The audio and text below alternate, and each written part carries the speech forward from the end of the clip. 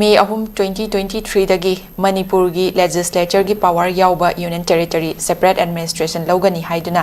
maitai da atamna na onsinduna 𝐍𝐄𝐖𝐒 gi mathong khangdaba singna tamthiraba lan chatharakpadagi hojik phawba oration puraktrabasu president rule gi lenga lakpadagi lan ga mari leinaba mihat mipun gi thabak khanghan han thakraba matung asi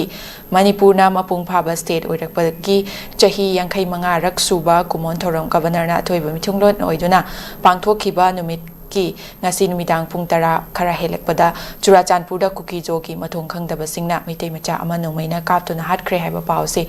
ngasi gi top headline hoina fongnari oja pause Manipur na ikogi state ut phangba numita separate administration tanba ikogi mathong khangdaba singna Churachandpurda mitai ama kaptuna hatkre haiba pause ne maru oina leiriba pause da oja ikogi president rule su leiri adu pause sumaina lakpa se oja kai wafam di thambiningi Tasida aharmka notice window gi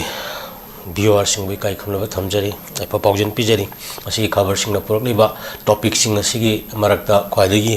nungai taba ani gi chai naba ai statehood day gi observation gi numit makta da ko gi civilian miyo yamabu nomaina kaptuna hatpa terrorist ki thabak tauba madubu yengchindaba mamang da kaya thokiba yengchindaba tawanba sigumbagi scenario ni osi ekona thengnari base amaram na Churachandpur gi jaga amada aikoina asiguma mihat asi thengnare masi aikoina yamna ngan su akoina laikhrabani ko tajida aibadi terrorist ki ek asi illegal immigrants in khoina pum tada singna Manipur da sathaba horakle hariba foreigners ki issues in 1990s ki matam dagi Manipur da haugrabani like Assam 1997 da haugrazu ko aduna 79 da haugrazu 80s no Manipur da lai hariba khori ram taw ta da bang sai 𝐍𝐄𝐼𝐒 haiba tare makhoi gi mapan dagi lak 1951 page ya ga lep khiba dagi tung ga lak pa mayam sing asina akhoi gi thuan ba kan terrorism gi eksi khoi laire nga si so metri dagi thengnari ba thodu asi masini ko hari ba thodu asi de khoi mamang na naina grabani khoi na khoi chu gyan kar di taw phabani maram di khoi se sa nga haibasi karamna loina gadagi haibasi su khara khangba phabani Manipuri khunai akoi kano se ko haibadi yanadri ba kano lamaki wild animal haibatare siguma mayam se lakshin naba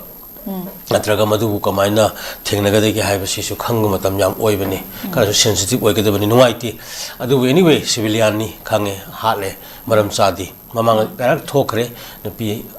angang kano jiri da hat kre adagi mahiroi hat kre aduga amuksu leidana Kamal Babu army ki kemde bu thoga adum leigidre den ngarang na han adum akoi adum kapthar iko masi thokani maramdi makhoi de reason leiti maram leiti Manipur kai bi yadaba amani kaina bagi maram leitaba amani Manipur se kanuni atop Nagaland gumba Mizoram gumba smana form togi ba state nati masi di masai entity le merger even annexation ne hari se tawraka entity ani gi yana matungina leiminagi ba kanuni Bharat ki union de yau khibani kai bu merger gi tamani condition me ami chugairaga di masana Manipur musung Bharat bahara khainaba tabani masi malem gi chatnabini aduna asigum laba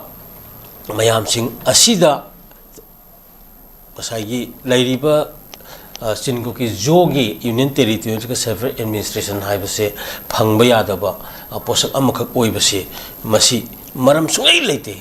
only terrorist violence adu werasu har chaos unrest miyam bu hatta hat patupa tawrakanda malem gi chatnadraba lichat chachat terrorism gi thabak sing ado koina chatharaga tawani haibani anyway statehood ki day gi kano sida ekoi hak phangdabagi statehood day piraba soi koida madugi democratic rights constitution pi mayam phangdabagi awana kaya gi history na pik thalaba Manipur khunai ni adu phangnaba lambi da kari lakadagi haibagi honagadaba matamni sigi marakta me 3 dagi ekoi awaba kaino si thoga leibani masigi chaitheng asida yamna aina pendribadi hariba terrorism aji malem gi law na yadaba poni India itself ki damakta 87 ma gisu lawful kan activities prevention act लेदना लेरिबनी मालम की genocide एक लेरिबनी हारिबो मयाम सिंग असिदा government of India ना मा के अचौब force अकन powerful force Sinner कांदा मिसम मियाम की पुंसी ngak pangdaba adugum lamdam amani haibse define tawi aduna अब याइफा पाउजेन पीरगा यारोय नत्रगा चौखटपगी लंबी चंगसन जी शांति लाउबना कानरोय थबक ओइना कोइ तौबसे उदी तौद्रबदी अखोइ खरा सेंसिटिव ओइबा चंगी तजिदा को होय होइने तौबिद्रि हायरगा अखोइ सुम सिरा हायबगी वहंगदुनी मरमदुना लमदी कायबी यादी मीगिदी कनोने मथौ तादे हायबा मानबा अदुगा डेमोक्रेसी चतबा लैबाकनी हायरकांदा मियोइबगी हकबो थीना तमथीना मांगद लेर फाउबदा मधु कंटेंट तौलो मधु लक्षणब होनदब गवर्नमेंट मधुद मियामन करी आशा तौनिंगाय लेरिगे हायबा पोसक असिनी एनीवे गवर्नमेंट तौरक्त्रबसु अखोइ खरा सेंसिटिव अखोइगी ओइबा चंगी अखोइ हिंगी हारबदी अदो हिंगी हाब खुनाइ दु जसना जाउनु हारमिदुनि हिंगी इजराइल मरुभूमि दा सेमकलगा जिउ लाख हुमद्रा हेन हाट खरबगी मतुंगदा ngसाइगी मरुभूमि दा तौरग हिंगा इमिनी जापान हिंगा इबनी अदुमा पिक पिक लेबाक्सिंग हिंगिबनी अदुना हिंगी हाब खुनाइ दु हिंगी को अदुना अखोइ हिंगिरा हिंगुमजिरा हाइबको अखोइगी वारेपतुनि हिंगी हारबदी गवर्नमेंट गात ngaidaba अखोइगिसु फिरेप सेंसिटिव ओइबा अमा तौबा सिगुम वाथोक्सि थोक्तनबा अखोइगी ओइबा याम सेक्शन थौरांग अमा चंगी हाइबा वाफमसे थंगे अदुगा लाइरिबा टेरोरिज्म की थबक्सि की दायित्वदि गवर्नेंस अलुगा लाइरिबा एडमिनिस्ट्रेशन अथॉरिटी सिना दायित्व लौगदबनी